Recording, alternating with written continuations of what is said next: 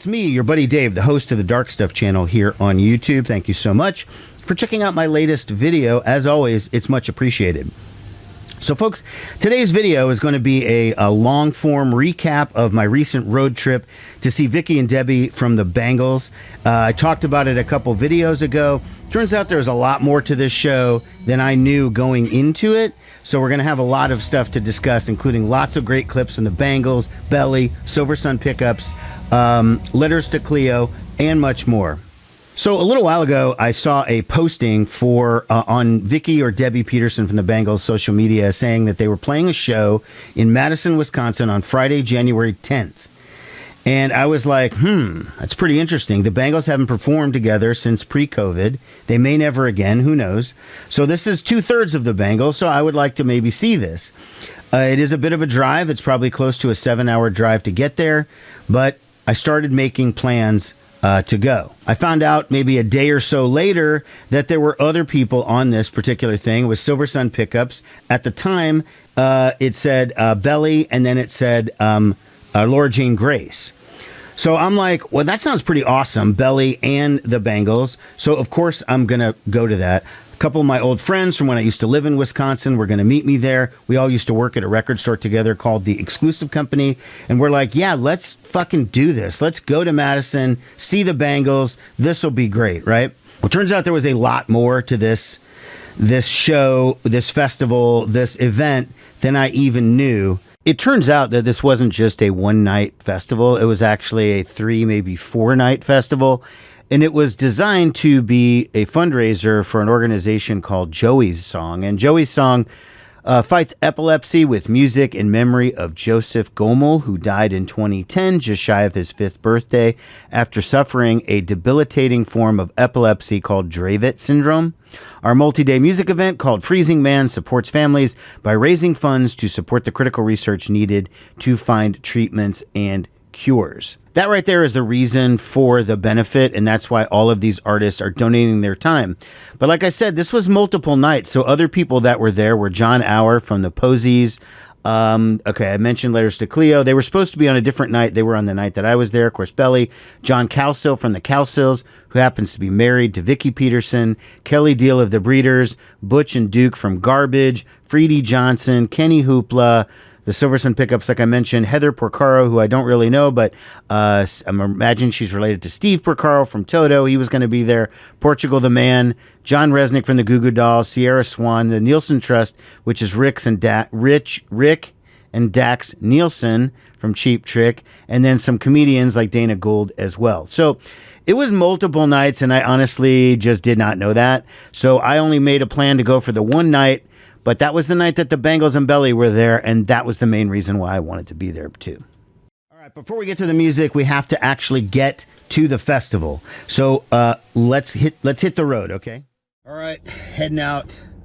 I'm in Omaha. I'm heading out to Madison. Going to make a quick pit stop in Davenport, Iowa to visit an old friend. That's not going to really be covered in this video. And then it's on to the Joey's Song benefit with the Bangles, woo, and Belly. Those are the main two that I'm there to see. I'll be checking in with you periodically as we're heading on down the road. Take care. Bye. I don't know why I said that.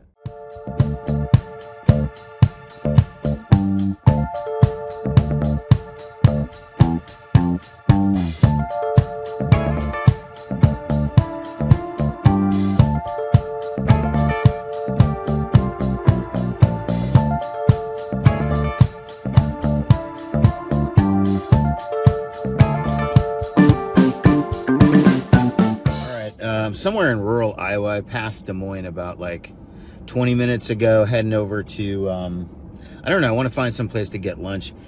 The thing is, when I'm out on the road, like at home, I would never eat this kind of garbage like fast food and whatever. I'm way more disciplined than that, but I get out on the road and I don't know where I'm at. I don't know, I'm kind of prone to, I'm feeling Wendy's almost. I don't know, it's weird. I hope not.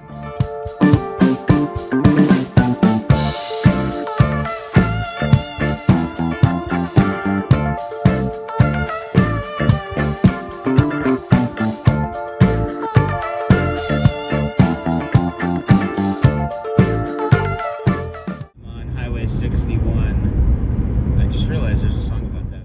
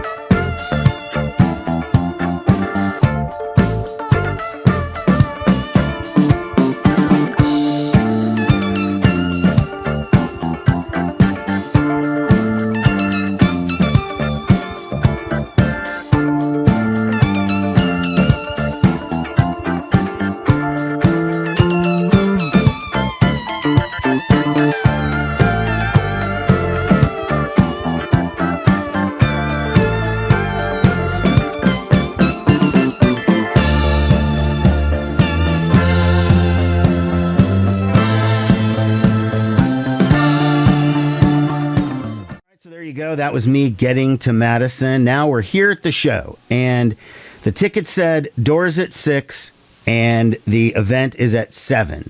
And at this point, Eve 6 had dropped off the bill, who were on there, and Letters to Cleo had come in. I may have mentioned that already. I don't know. But it did look as though Belly was going to be going first. Okay, so I wanted to be there right at 7. I didn't drive 7 hours to get to Wisconsin to miss some of Belly. You know what I mean? Like, them and the Bangles were the two ones that I wanted to see the most. We had dinner reservations at a place called The Vintage, which is right next door to the venue called the Sylvie, which is where the show is at. We had the reservation for 6:15. We were there 5 minutes late, and they just canceled our reservation. And they were like, well, if you want to wait maybe 30, 40 minutes, we'll get you in for another table. I was like, fuck that. No. Okay, I get it. It's Friday night. You're busy. You have your policies, but I'm not going to sit there and just allow you to get my money when you just canceled my reservation. So I was like, this is better. Let's just go to the club because I don't want to miss any of Belly at all. So we got there. We got through security just as Belly was going on.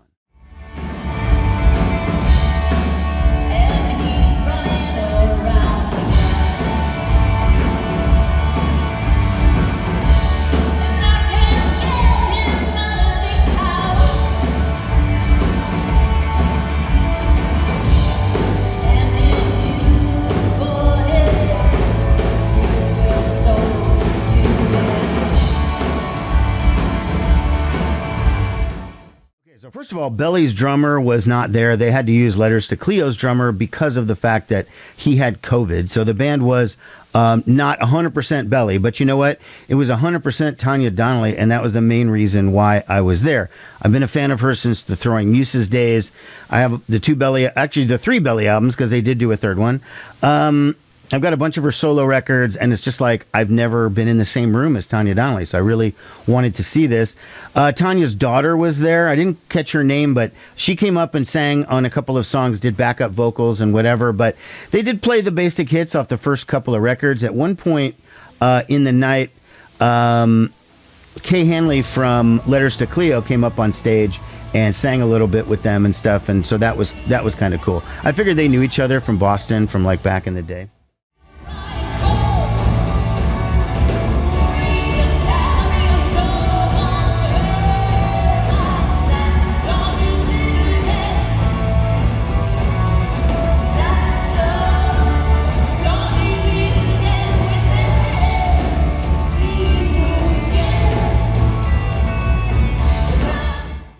So the set was a little bit short. Like, I mean, they were the opener, I guess, and there's 4 bands and all that. But, you know, since I'd never seen them before, I really wanted to see more than like 35 minutes or however long they did. But, you know, they did Geppetto and Slow Dog and all the tunes that you would want to hear. I mean, except I would have wanted to hear a few more, basically. I mean, Low Red Moon was played. So bottom line is, for my first and maybe only ever time seeing Belly, I have to report it was great. I enjoyed it.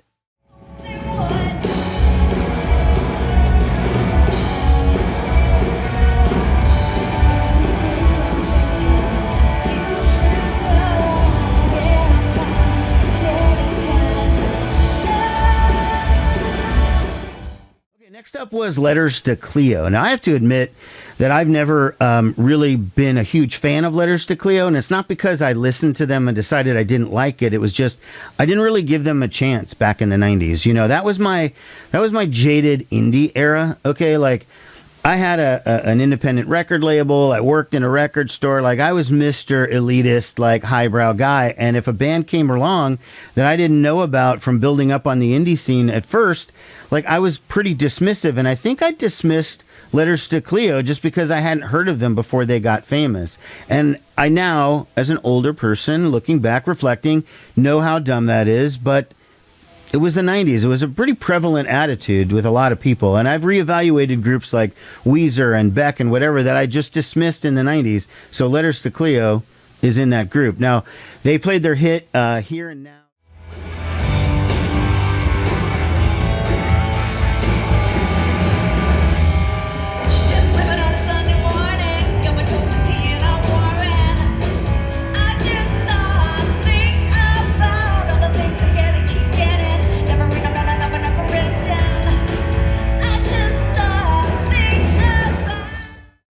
two other hits that I didn't recognize the names of. They did a cover of I Want You to Want Me by Cheap Trick, which apparently they've also covered, and it was pretty well known. I didn't know about that. Now, what was cool was, again, because I'm just learning stuff about Letters to Cleo, I didn't really know much about them. I did know their singer, his name was Kay Hanley, and she and the guitar player apparently used to be married. They're still in the band together, but they used to be married. They have a child. That child has epilepsy, and so that's why this cause was very, very significant to them, which was great. And I mean, so they were very, very dedicated to this cause. At one point in the set of Letters to Cleo's set, Vicki Peterson from the Bangles and Gail and Tanya from Belly came up on stage and played with them. And that was a recurring theme all night of like everybody just kind of coming up on stage and singing along and having a good time. And it was really cool from that perspective.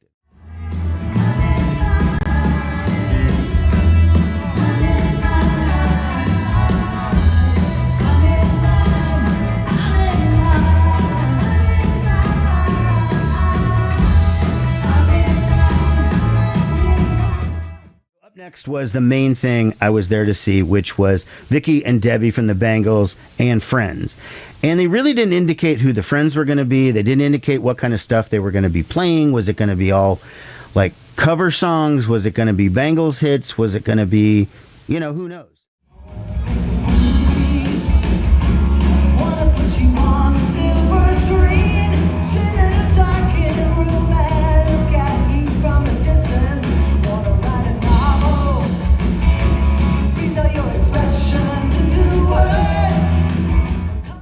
Mostly Bangles hits. I mean, you got your Different Light and Hero Takes a Fall and Walk Like an Egyptian and Manic Monday and, a lot of Going Down to Liverpool, all of the best known Bangles songs, most of them anyways.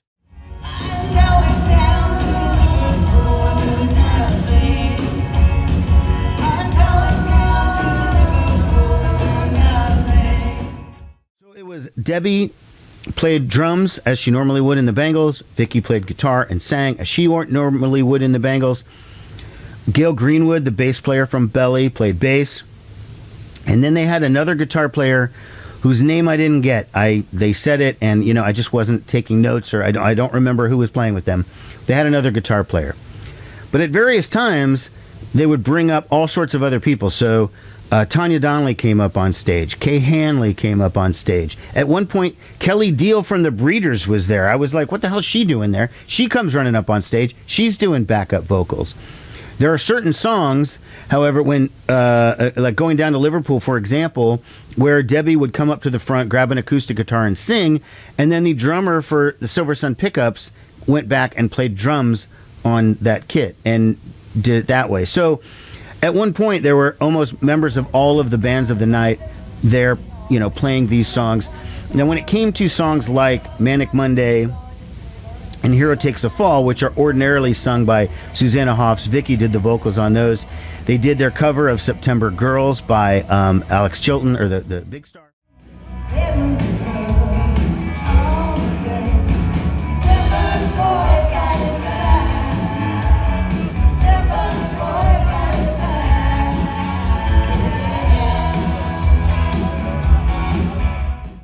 On that one, normally Michael Steele would sing that one, but in this case, Debbi did. Vicki actually told a funny story before they played it, where she said, they met Alex Chilton like way back in the day and said, oh, by the way, we're going to cover September Girls on our album. We're Big Star fans. We love it. And he just goes, oh, I hope I make a lot of money off that. That was his comment. And I'm sure he did, because that was a platinum record, right?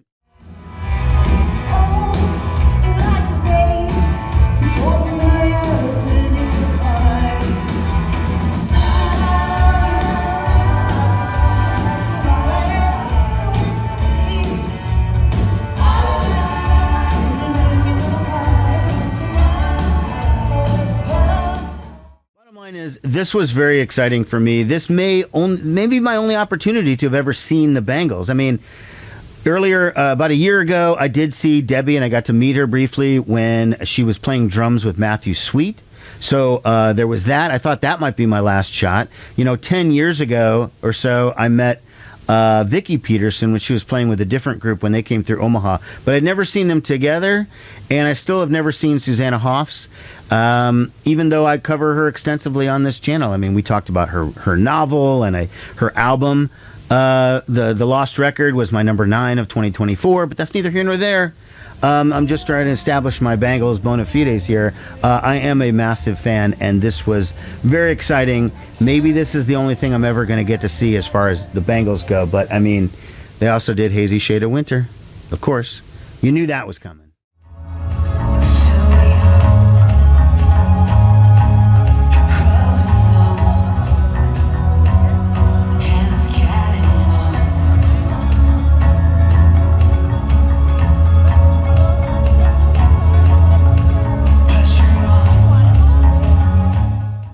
So, and then the headliner of the night was Silversun Pickups, which at first I thought sort of like seemed an odd pairing with these other groups, considering the Bangles are the 80s, Belly and Letters to Cleo are kind of 90s, and Silversun Pickups is very current. They're a great band. I've seen them 5 or 6 times in the past, including just last year. So we only saw for about maybe 5 songs of theirs, and then we kind of bolted a little bit early. But it wasn't because they weren't good. It was just because, man, this was a long night, and I'm old, and it was standing for that long was like very, very rough. After the Silversun Pickups, we headed over to a place called the Comeback Inn, which is a place I used to go to when I was in college, way back in the early 90s. Apparently, it's going to be demolished very soon because the whole block is going to be knocked down for some type of housing that's going to go in that spot. So I got my one time to go back to the Comeback Inn one final time for that one final drink. Okay, and then the next morning we got up, we all had breakfast together. Of course, my 2 friends also had kids along, so there were kids for the breakfast. And then we parted ways. It's Saturday morning, just driving back, leaving Madison about a few minutes ago. Just going to give a couple of reflections on the show. Like, it was very good. Eve 6 did not perform. They were originally slotted to replace Laura Jane Grace. Then Eve 6 couldn't be there because they were dealing with the California fires and they had to leave. And to be honest, I was very nervous that was going to affect the Bangles because they live in LA and that they might have to cancel. But that didn't happen. And so the show was great. So Belly went first, and I was worried that was going to happen. So I did see all of Belly. They were great. Belly's drummer was not there because of COVID, so Letters to Cleo's drummer filled in. So they were a little sloppy. I could tell they're not playing with their normal drummer, but ultimately, I never saw Belly before. It was amazing. Loved it. Letters to Cleo came up next. I thought they were pretty good. I liked it. After that was Bangles and Friends. So it was Debbie Peterson and Vicki Peterson. Debbie played drums, Vicki guitar, obviously. They both sang. They had another guitar player with them, and then the bass player from Belly played bass for them. And at various times, they would bring on guests. They had the rest of the gals from Belly. They had the singer from Letters to Cleo. They had members of Silversun Pickups. Their drummer came and played drums a couple of times. Debbie came in front of the stage. They did a lot of your basic Bangles hits, even ones that Susanna Hoff sang, like Manic Monday and Hero Takes a Fall. Just Vicki sang them. Did Walk Like an Egyptian, which I was actually surprised because I kind of thought that they didn't really like that song. It was just a hit for them and they just sort of have to do it. But they did a big version with everybody up there on stage. And yeah, it was a really good time. Silversun Pickups came on and we watched about maybe 4 or 5 songs from them. But like, I've seen them so many times that like I was already pretty familiar with what they're doing. So I was beat. I was ready. I was ready to go. We went and got a drink someplace at a club we used to go to when we were in college. And then we went home. I was home by like midnight or something. So anyways, a little quick wrap up.